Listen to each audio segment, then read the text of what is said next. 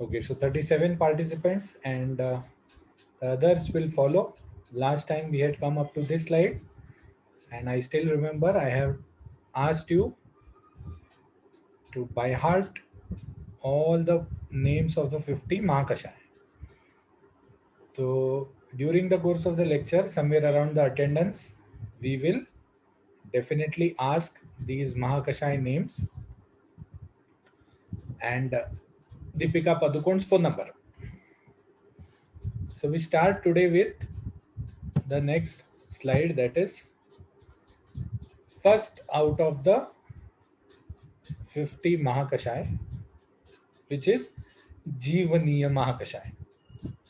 So what do you mean by Jeevan? Of course, what I plan is I plan to complete around 15, 16 each time. Maybe agar chota ho to up to 20. How I have made each slide is I have made each slide in a way that you can write the question paper. If a short note comes, if a long answer comes, you can write a long answer. So the first sorry the first line of each slide will give you the Ayurvedic Varnan or Ayurvedic approach to the Mahakashaya, that इस महाकषाय को किस में use करते हैं, किस लिए use करते हैं. You might have for example अभी जीवनी है तो जीवन शक्ति बढ़ाने के लिए. यू माइट इवन हैव जैसे स्तन्य जनन है तो स्तन्य में स्तन का अवरोध जिसमें होता है या दूध कम आता है तो उसमें.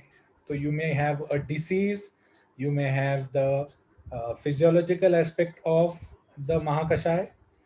Then in the next two lines I have tried to, in this line and this line I have ये okay, in this line and this line I have tried to summarize the probable activity.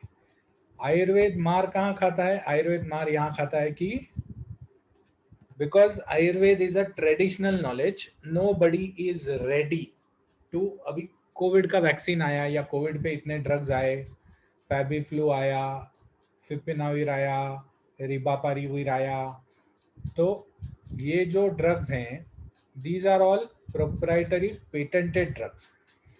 तो patented drugs पे क्या है, 15 years उस drug का utilisation use एक ही company के पास रहता है, दूसरा कोई कंपनी वो ड्रग बना नहीं पाता. मतलब by law making of that drug is illegal. तो इसीलिए एक ही कंपनी बनाता है. तो इसीलिए 15 साल उस चीज पे खाने के लिए, because it becomes a cash cow. Cash cow मतलब उस दूध देने वाली गाय. तो 15 साल वो गाय आपको दूध देने वाली है, तो इसीलिए उस गाय के पीछे बहुत सारा खर्चा करते हैं. Because all these probable methods of action require a lot of money to be spent in the lab to prove that this is the mechanism of action of the drug. मेरा ड्रग ऐसे काम करता है, ये prove करने के लिए आपको बहुत सारा पैसा खर्च करना पड़ता है. नाउ ट्रेडिशनल नॉलेज जहां पर है वहां पर पेटेंट पॉसिबल नहीं है, because this is something which is known as traditional knowledge. तो ट्रेडिशनल नॉलेज में पेटेंट पॉसिबल न होने की वजह से the metabolic activity can only be determined by research. So that is why there is no research going on in Ayurveda, and the government is not properly, government is supporting Ayurveda but not in a proper way. तो इसीलिए what happens is these are the probable activities. probable activity मतलब इस तरह से काम हो सकता है, ठीक है. But you can write as probable activities or probable ways of action, ठीक है. So this is the second part, this one. Then the third part जिसमें मैंने क्या किया है, जिसमें मैंने श्लोक दे दिया. जो ग्रंथ में जीवनीय महाकषाय का श्लोक है उस श्लोक को मैंने दे दिया. मैंने पहले लेक्चर में ही आपको बता दिया था कि जो लोग जो श्लोक लाल में है उनको बाय हार्ट करना आपके लिए एग्जाम और क्लिनिक दोनों के लिए एसेंशियल हो जाता है। और जो लोग ग्रीन या ब्लू, जो श्लोक ग्रीन या ब्लू में है, वो अगर बाय हार्ट करोगे तो that will add up to your exam marks. वो श्लोक लिखोगे तो एड अप। तो this is up to you whether you want to by heart this और नॉट। और लास्ट में जो भी एक वर्ड ग्रीन में लिखा हुआ दिखता है, that is nothing but the common name of, जैसे अभी यहां पर मधुक को मैंने अंडरलाइन किया गया है, मधुक को मैंने अंडरलाइन किया है, तो इसका कॉमन नेम जो है वो मैंने यहां लिखा हुआ है। ठीक है, अब यहां पर एक ही चीज का कॉमन नेम है, कहीं कहीं 2 या 3 अंडरलाइन भी है, 3 4 5 अंडरलाइन भी है। तो सिंपल सा चीज है कि first underline first word, second underline second word, third underline third word. ठीक है, so this is how you are going to understand the slides. This is all how you are going to understand the slides. So let us start with the first Mahakashay, which is जीवनीय महाकषाय। Now जीवन, जीवन का मतलब आयुष्य चलते रहना या the continuity of life. So what is expected in जीवन? जीवन में एक्सपेक्टेड है कि सेल्स जो है वो ठीक तरह से मल्टीप्लाई करें, अपना ताकत रखें, रोगों को दूर रखने का या फिर खुद डैमेज नहीं होने का ताकत रखें, ये जीवन है। And this applies to all the cells of the body. जीवन शक्ति किसी व्यक्ति की नहीं होती, that is of a group of cells in his body. तो शरीर की जीवन शक्ति को वर्धन करने वाला जो महाकषाय है वो जीवनीय महाकषाय है। क्या करता है ये शरीर में होम्योस्टेसिस लाता है। Homeostasis is a concept you must have learn in शारीर क्रिया। होम्योस्टेसिस मतलब जो चीज जैसे है वैसे ही उसको रखना, साम्यावस्था में रखना, चीजों को शरीर में चीजों को साम्यावस्था में रखना इज होम्योस्टेसिस। तो जीवनीय महाकषाय जीवन शक्ति का वर्धन करता है, होम्योस्टेसिस को मेंटेन रखता है, साथ ही साथ सेल्यूलर लेवल प्रोटीन मेटाबॉलिज्म पे भी काम करता है मतलब प्रोबेबल, है का मतलब प्रोबेबल। तो अब जीवनीय महाकषाय जब होम्योस्टेसिस लाता है और जीवन शक्ति को बढ़ाता है, सेल्स को कंट्रोल में रखता है, सेल्स को डैमेज नहीं होने देता या सेल्स में म्यूटेशंस नहीं होने देता, तो सिंपल सा चीज है, वो दो चीज पे काम करता है, डीएनए और एमआरएनए। सो एक्टिविटी ऑफ जीवनीय महाकषाय इन डीएनए और mRNA can be a subject of MD research. तो डीएनए म्यूटेशन को रोकना, एमआरएनए को रेगुलेट करना, साथ ही साथ इम्यूनिटी को बढ़ाना, these all things can be thought about for जीवनीय महाकषाय। तो now why I have mentioned so many things, क्योंकि कभी कभी क्या होता है कि एग्जाम में शॉर्ट आंसर आ जाता है 2 मार्क या 5 मार्क्स का, जीवनीय महाकषाय या जीवनीय गण, शॉर्ट नोट, और हमारे पास लिखने जैसा कुछ नहीं होता, क्योंकि जीवनीय गण, हमको जीवनीय गण तो पता है लेकिन उसके 10 आइटम पता नहीं है, उसका श्लोक पता नहीं है। तो सिंपल सा चीज है, you can right on the top all these things. ये सब चीजें जो हैं ये आप ऊपर लिख सकते हो कि जीवनीय महाकषाय का मतलब क्या है, जीवन शक्ति को वर्धन करने वाला, that is improving the continuity of life, improving the cellular level metabolism, keeping cells at a constant state, probable activities, probable ways of action, maintaining homeostasis, then stabilizing cellular level protein metabolism, then stopping DNA mutation, regulating mRNA activity and maintaining immunity। फिर drug, और हमेशा ध्यान रखो एक के नीचे एक लिखना है, ठीक है। तो देन यू कैन राइट, अगर श्लोक आता है तो श्लोक लिख सकते हो, जीवक ऋषभक मेधा महामेधा काकोली क्षीर काकोली मुद्गपर्णी माशपर्णी जीवंती मधुगम इति दशमानी जीवनीयानि भवंती। ये इति दशमानी जीवनीयानि भवंती, ये सब श्लोकों में कॉमन है, जीवन यानी ही नहीं, दूसरा कोई वर्ड भी आ सकता है यहाँ पर। इति मतलब ये सब, दशेमानी मतलब ये 10, जीवनीयानी मतलब जीवनीय, भवंती मतलब है। तो ये 10 ये हैं जीवनीय। अब unfortunately because the humans have destroyed wild life by deforestation, बहुत सारे जीवनीय महाकषाय के ड्रग्स नहीं मिलते। ठीक है, मतलब शायद देखने को मिल जाएंगे, लेकिन जितनी क्वांटिटी में ड्रग्स दवा बनाने के लिए लगते हैं उतने क्वांटिटी में नहीं मिलेंगे। Plus because botany has developed in a later stage, the proper identification of all these, the proper identification, botanical identification of all these is again a big problem. तो इसीलिए what happens is, हम सिर्फ मधु का ये एक ही चीज जानते हैं, मधु का मतलब मुलेठी, यष्टि मधु। बाकी ये जीवक, ऋषभक, मेधा, महामेधा, काकोली, क्षीर काकोली, ये सब आइटम जो है, मुद्गपर्णी दिख जाता है, माशपर्णी दिख जाता है, जीवंती नहीं दिखता वापस। तो all these items up to क्षीर काकोली एंड जीवंती आर डाउटफुल। डाउटफुल मीन्स ऐसा नहीं है कि they don't exist, the identification of all these is doubtful. So मुद्गपर्णी जिसका नाम मुद्गपर्णी ही है, माशपर्णी जिसका नाम माशपर्णी ही है, और मधुक, ये 3 आइटम जो है ये हमको जीवनीय में मिल जाते हैं। तो फिर हमको अगर जीवनीय में चीजें नहीं मिलती, और this is not a recent problem, this is a problem even at the time of Nighantu. आज से जब 1000 साल पहले या 800 साल पहले निघंटू रचे गए थे, निघंटू ये द्रव्य गुण का चीज हो गया। तो जब यू माइट हैव लर्नड इन आयुर्वेद इतिहास, निघंटू रचे गए थे, तब भी ये चीजें नहीं मिलती थी या मुबलक प्रमाण में अवेलेबल नहीं थी।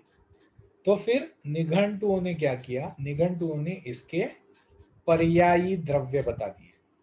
पर्यायी द्रव्य मतलब अगर मेधा महामेधा नहीं मिले तो शतावरी ले लो, जीवक ऋषभक नहीं मिले तो अश्वगंधा ले लो, जीवंती नहीं मिले तो अश्वगंधा ले लो। तो दीज आर पर्यायी द्रव्य। तो हमारे कुछ महाकषाय हैं ऐसे हैं जिसमें सभी ड्रग्स नहीं मिलते, हमको पर्यायी द्रव्य पे उसको चलाना पड़ता है। So that also you can right कि जीवनीय महाकषाय में बहुत सारे ड्रग्स नहीं मिलते, इसीलिए इसके पर्याय में बहुत सारे ड्रग्स के पर्याय में, बहुत सारे द्रव्यों के पर्याय में हम शतावरी और अश्वगंधा को जीवनीय गण में यूज करते हैं। ठीक है, सो दिस इज जीवनीय। ठीक है, जीवनीय के बाद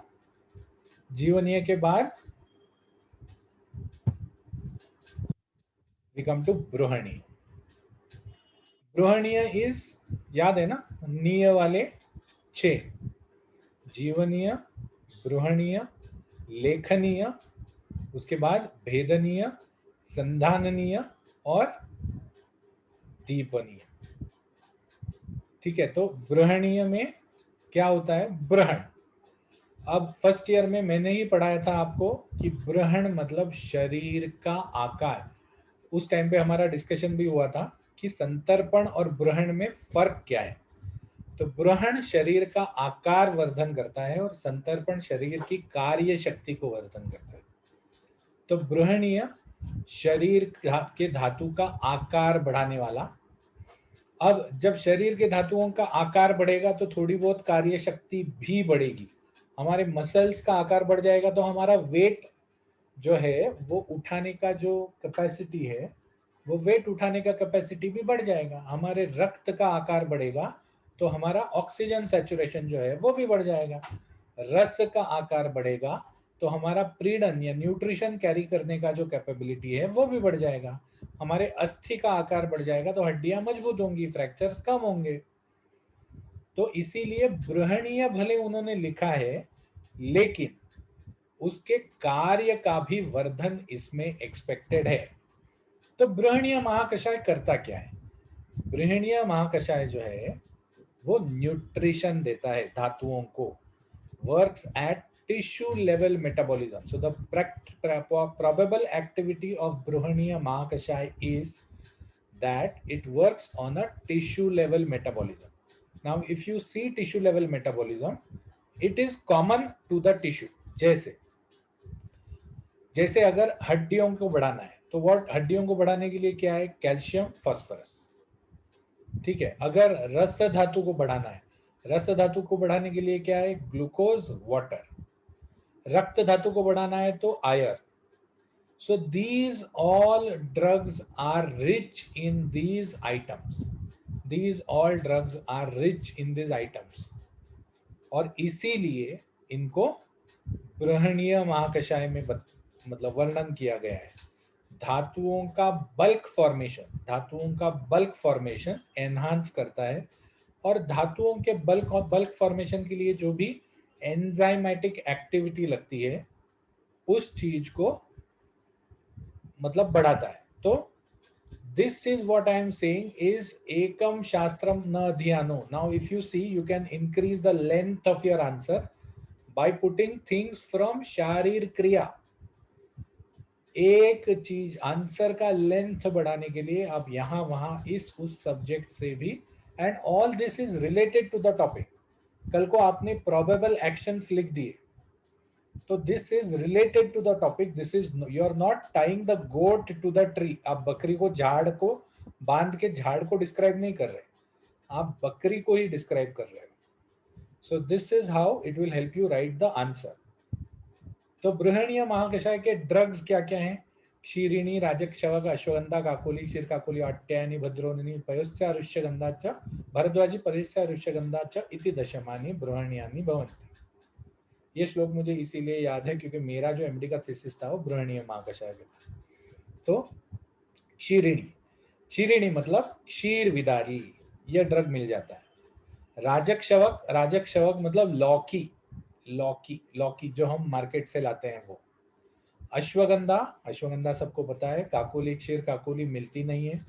वाट्यायनी अति बला को कहते हैं। भद्रौदिनी बला को कहते हैं। भारद्वाजी वन कार्पास डेविल्स कॉटन को कहते हैं, ये भी ड्रग मिल जाता है। पयस्या विदारी को कहते हैं। अब विदारी और क्षीर विदारी ये दोनों एक ही प्लांट के वैरायटीज हैं। और ऋष्यगंधा विधारा को कहते हैं।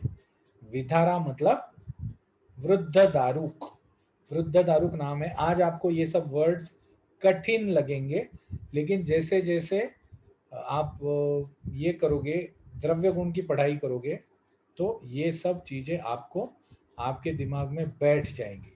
अब इसमें सभी चीजें मिलती हैं, क्या नहीं मिलता? काकोली और क्षीर काकोली। काकोली और क्षीर काकोली नहीं मिलता, तो काकोली और क्षीर काकोली के बजाय या काकोली और क्षीर काकोली के जगह पर हम शतावरी और अश्वगंधा लेते हैं। तो that also you can write. ठीक है, तो ये हो गया बृहणीय महाकषाय। देन वी कम टू लेखनीय महाकषाय।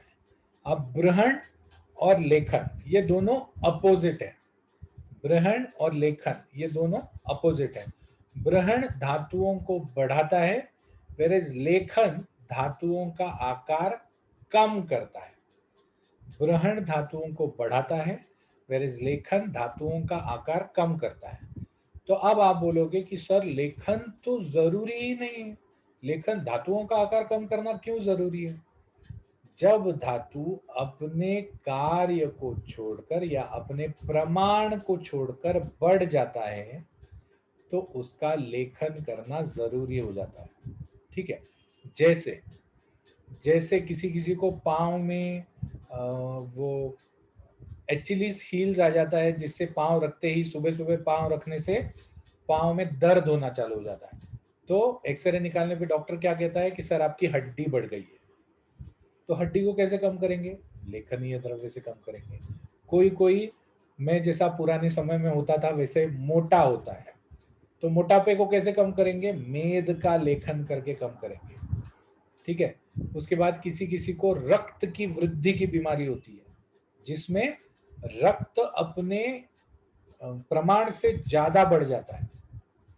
तो एक्चुअली इसीलिए तो प्रमाण शारीर बताया है, रक्त कितनी अंजलि, ओज कितनी अंजलि, रस कितनी अंजलि, तो ये मज्जा कितनी अंजलि, तो ये प्रमाण शारीर से, प्रमाण से ज्यादा बढ़ने वाले जो धातु हैं उनको कम करने के लिए लेखनीय द्रव्य यूज होते हैं।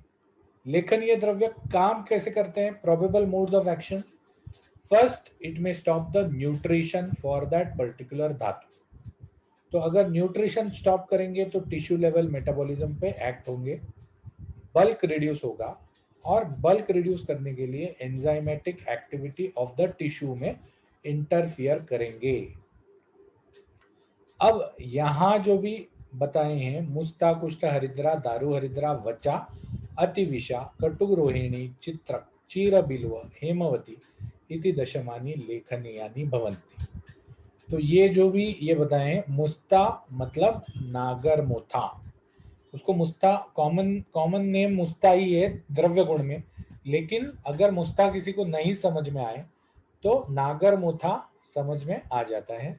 कुष्ठ मिल जाता है, हरिद्रा और दारू हरिद्रा, यहाँ पर दारू हरिद्रा जो है वो एक स्पेशल टाइप का राइजोम है। Rhizome is a stem which grows below the soil. A stem which grows below the soil is known as the rhizome. तो हरिद्रा भी राइजोम है और दारू हरिद्रा भी राइजोम है। हरिद्रा येलोइश कलर की आती है, थोड़ी डार्क येलो, और दारू हरिद्रा ऑरेंजिश कलर की आती है। तो दारू हरिद्रा का दारू से कोई संबंध नहीं है, नहीं तो आप सोचोगे कि हरिद्रा में दारू डाल दिया तो दारू हरिद्रा हो जाता है, नहीं, ये एक अलग टाइप का दारू हरिद्रा अलग टाइप का राइजोम है। वचा सबको पता है, अतिविषा मिल जाती है, थोड़ी डिफिकल्ट है लेकिन मिल जाती है। कटुक रोहिणी, कटु रोहिणी मतलब कुटकी, कुटज नहीं, सॉरी कुटज नहीं, कुटकी मतलब आरोग्यवर्धिनी का जो मेन कंटेंट है वो कुटकी है। लिवर पे काम करने वाली बहुत अच्छी दवाई है। चित्रक मिल जाता है। चीरा बिल्वा, चीरा बिल्वा मतलब जिसका कॉमन नेम करंज है, करंज, करंज ये चीरा बिल्वा का कॉमन नेम है। और हेमवती, हेमवती इज सफेद वचा, तो इसमें वचा भी आ गई और सफेद वचा भी आ गई। ये दोनों जो है ये लेखनीय है।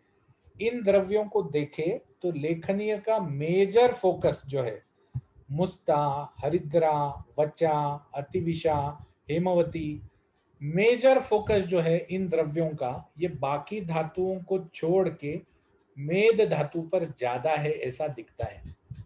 बाकी धातुओं को, बाकी धातु बढ़ना ये बहुत रेयर होता है, लेकिन मेद धातु बढ़ना बहुत कॉमन होता है। तो जितनी भी ड्रग्स यहाँ मेंशन्ड है ये सब मेद धातु के लेखन के लिए हैं, या मेद धातु फोकस्ड ज्यादा लगते हैं।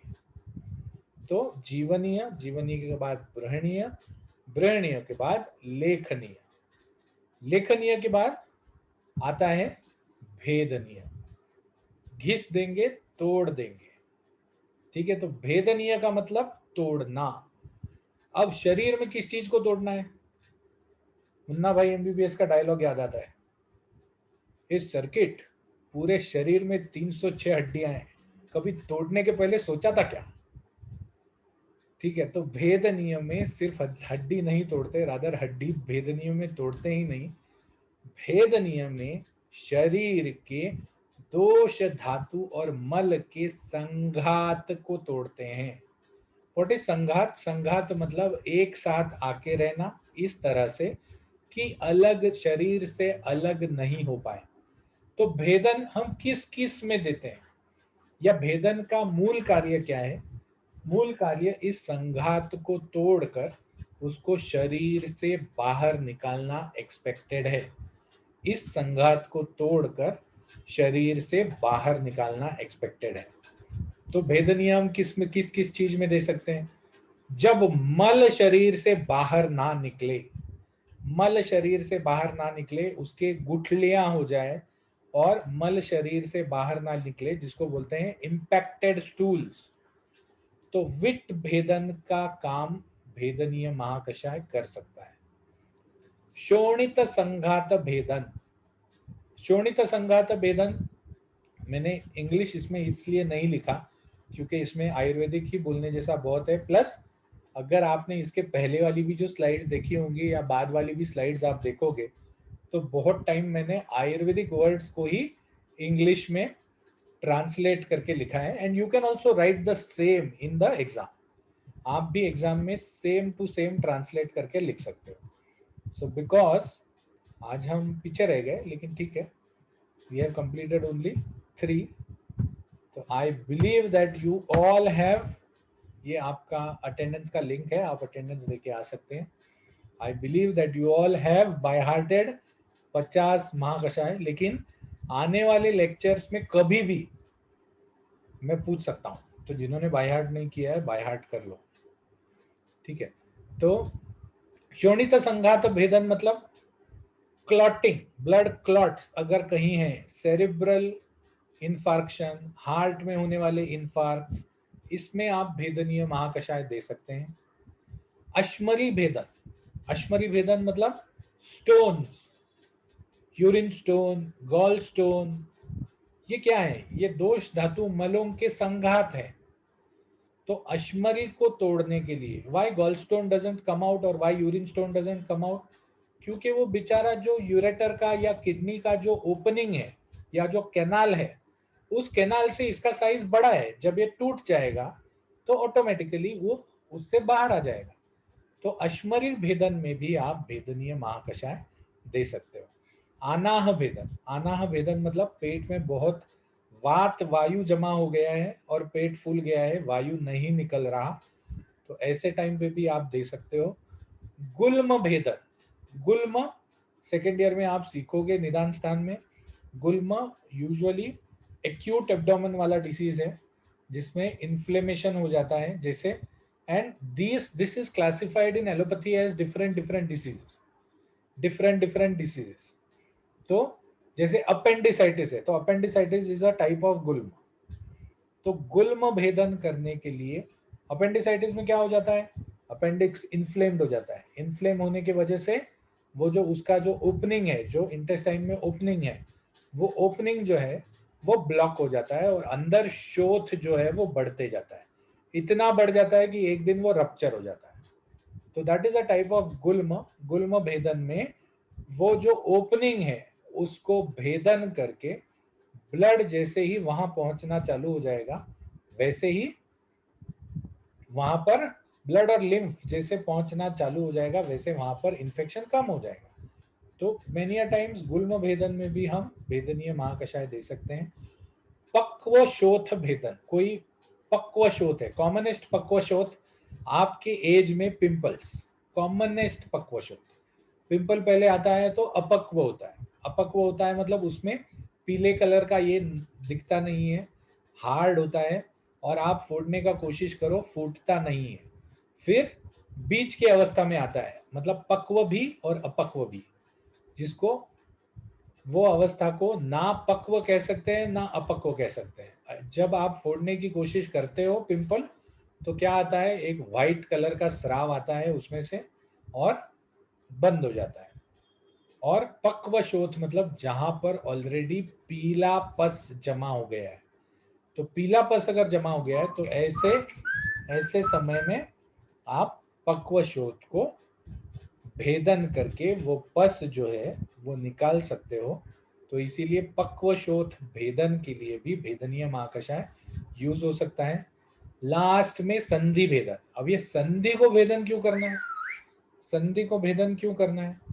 संधि को भेदन तब करना पड़ता है जब आपकी संधियां रिजिड हो जाती हैं, मूवमेंट नहीं होता, तो संधि भेदन करने के लिए भी ड्रग्स उपयोगी हैं। जैसे संधि भेदन किस में कर सकते हैं? Bamboo spine, ankylosing spondylitis, ankylosing spondylitis. Ankylosing spondylitis में क्या हो जाता है, जो स्पाइन है वो स्पाइन बाम्बू जैसा हो जाता है, इनफ्लेक्सिबल, इनफ्लेक्सिबल।